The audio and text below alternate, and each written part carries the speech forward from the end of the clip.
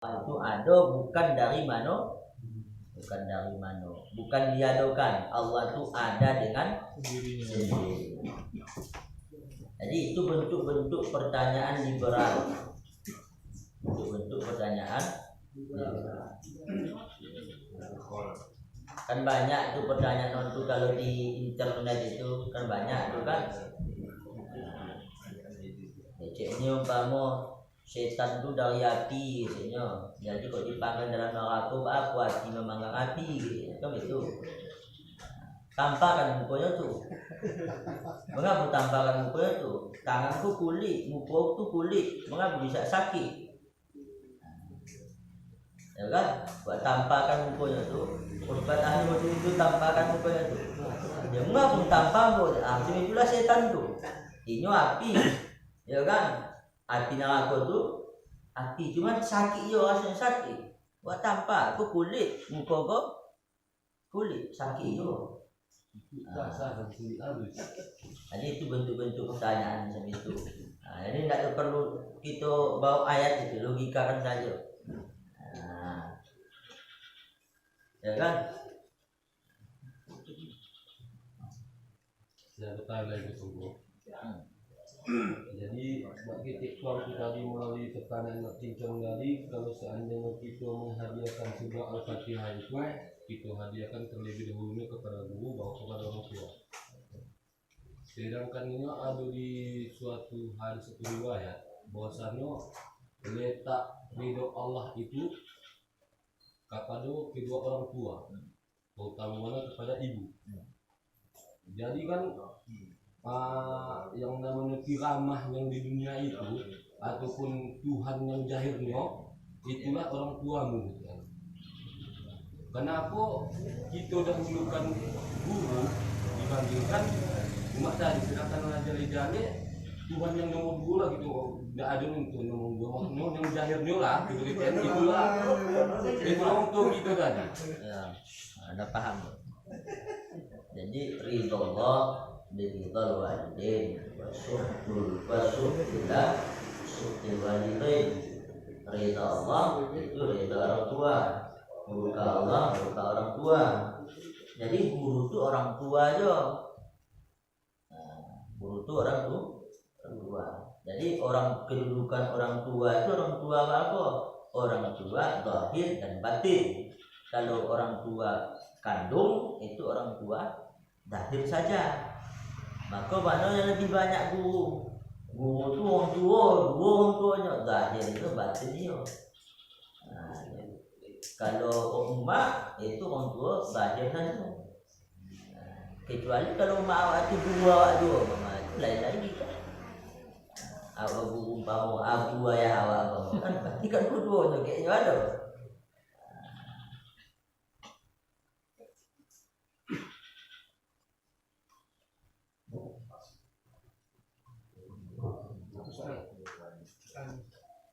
Menyambung juga Ustaz, apa hukumnya yang menjadi beda kalau dua akan dua dulu bawa orang tua pak, kalau tidak orang tua dulu bawa orang tua pak itu.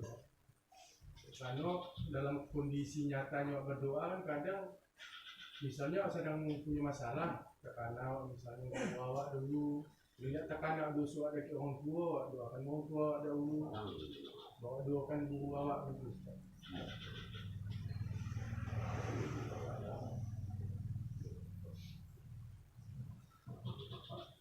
Jadi kalau guru itu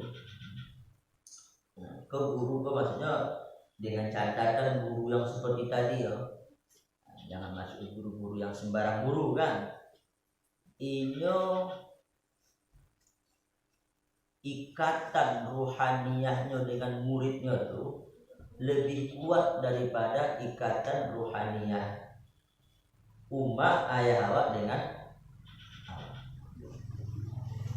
makanya kadang-kadang dalam banyak riwayat dijelaskan bahwa ketika orang itu sakaratul maut bukan umat ayahnya yang nampak, tapi yang nampak itu guru yang membantunya.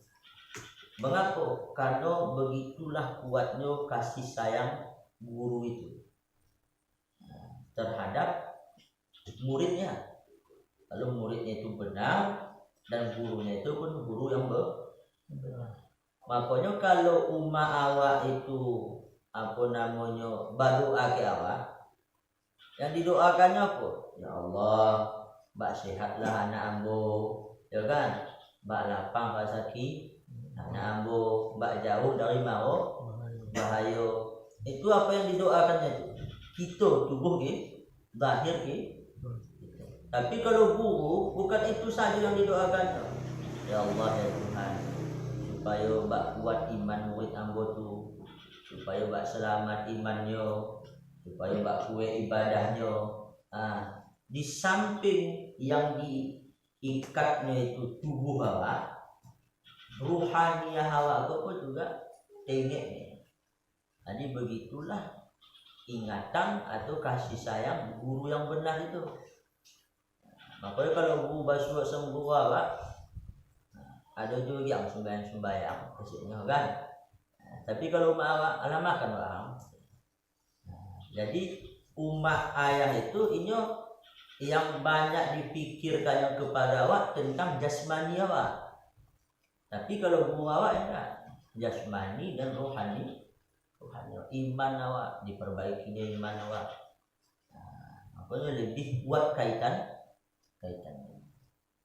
Makanya waktu kita umpama berdoa itu kita berselawat kepada Nabi dulu kan begitu. Mengapa harus berselawat kepada Nabi dulu? Orang tua lah dulu kan begitu kan. Karena Nabi itu lebih sayangnya kepada kita. Kepada ulama lebih sayangnya kepada kita. Jadi apa namanya guru-guru lebih sayangnya kepada kita daripada orang tua kita. Itu kalau guru yang benar, guru yang memang mendidik zahir dan memang mendidik batin.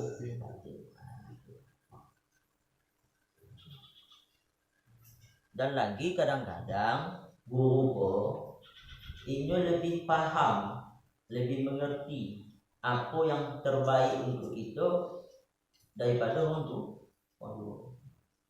Maka kadang-kadang waktu umpama ta'arud atau bertentangan apa yang dikesekkan orang tua sama guru awak, guru tu ini memang bukan berpikir selangkah jauh dipikirkan untuk awak. Jauh dipikirkan. Jangan. Untuk tahuilah. Jadi kalau orang tua itu yang instan saja pikiran itu, oh ini sanangnya. Tapi kalau guru awak itu tidak sampai ke dapat dipikirkan. Karena itulah sayang.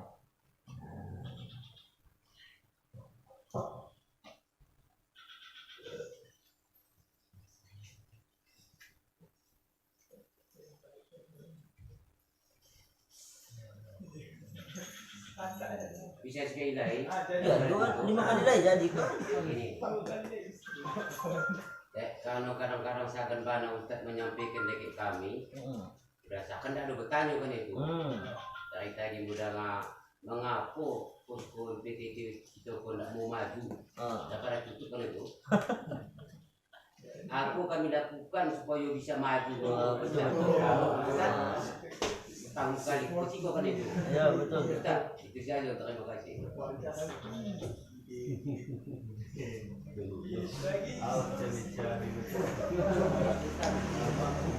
Saya akan menyampaikan, saya akan tanya.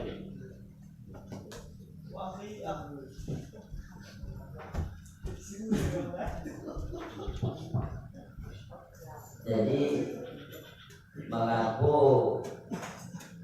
labek perkembangan, ya kan? Atau pengajian gitu di posko atau di mana-mana. Yang pertama intinya padamu tadi itu tadi kita kurang ingat kepada kedua guru. Kemudian yang kedua kita kurang yakin terhadap ilmu kok. Kurang yakin kepada ilmu kok. Sehingga kita di mana-mana kita duduk sagan kita menjual ilmu ko. Sagan menjual ilmu ko. Sedangkan orang yang lain pun inyo ndak ada tahu tentang ilmu ko. Jadi artinya kita kok harus sering-sering membicarakan ilmu tapi tasawuf. Kalau awak yang ndak ada berilmu, harus sering-sering awak menceritakan apa yang awak telah dapati di dalam MPTT. Jadi kemanapun awak tu, umpama duduk di lapo, kalau ini mengundang 2009 balik ganti presiden, ubah arah pembicaraan tu. Jadi kalau istilah abu kini, jadi berdakwah ko semacam apa namanya orang main bola. Jadi jangan tunggu bola, japut bola tu. Jadi kita ko kurang mau menjamput bola tu. Artinya kurang mau berdakwah. Berdakwah pun no kemampuan awak, yang apa yang awak rasa. Makanya kan abu tu kan kadang-kadang waktu duduk-duduk macam beko, kan suruhnya mengecek orang tu kan. Padahal bukanlah orang berilmu tu. Untuk apa? Untuk merangsang tu, untuk memancing semangat. Jadi harus sering dibicarakan. Jadi ilmu itu, agama itu baru terasa kalau kita sering-sering bicarakan. Jangan malu-malu. Nah, ibarat apa namanya uang sales. Uang sales tu ini berdakwahnya tahu, walaupun ada laku. Jadi awak macam itu juga, sampaikan tahu walaupun tak laku kini baju. Jadi kurang dibicarakan. Jadi hanya kita ko apa namanya mencari terfokus kepada apa yang digerakkan atau diperjuangkan oleh Wali Nanggro gitu. Jadi Wali Nanggro lah seorang-seorangnya. Punahlah Wali Nanggro tadi kan, anaknya pun banyak. Jadi kasih ke Wali Nanggro, kasih min Wali Nanggro. Jadi kita kok kurang apa namanya membantu. Jadi kalau umpama kita kok sama-sama membantu mendakwahkan kok, undangan dakwah. Kami di posko tu macam begitu, bajikir tu macam begitu. Jadi orang tu tertariknya. Tapi ingat jangan seperti tadi, kita kok jangan ada istilahnya menghakimi. Jangan alah wang, alah bumbung tanah, jangan macam itu. Uang salah tu tak ada mau disalahkan tu. Walaupun tahu dia salah, tapi tak mau salahkan. Jadi kita harus sering apa namanya menyampaikan, mengundangkan tu. Kalau istilah abu di sini ada majlis merantam gitu ya. Mana majlis merantam tu majlis berundang-undang. Karena berundang kini agama pun tak ada laku lagi lah mamak dia bong di khutbah-khutbah tidurnya orang. Berceramah pun dah macam itu duanya. Ya kan? Baik pengajian macam itu, tak ada orang datang. Bapaknya payah kalau tu. Dakwahkan dakwah. Ambo ingin ambo mamak kan ada Tunku Munar namanya. Tunku Munar ko inyo Wali Nanggro Birun Matang. Inyo ko mantan Panglima Gam. Tobat bandang sabu-sabu. Jadi dia kan MPTT kolak anehnya tobat lah inyo kan. Jadi tiap malam mamak kerayo nyo. Inyo ka warung duduk di situ. Nang tu, seperti ko ambo lah dulu mengganju ambo itu bertobat ambo, sabu-sabu bertobat ambo. Ala tutup lapu orang tadi, bininya perlu jago kan? Itulah saking semangatnya. Jago kau dulu saya. Mengantuk mengantuk duduk. Harus seperti itu. Sehingga bininya dua orang, akur kedua-duanya.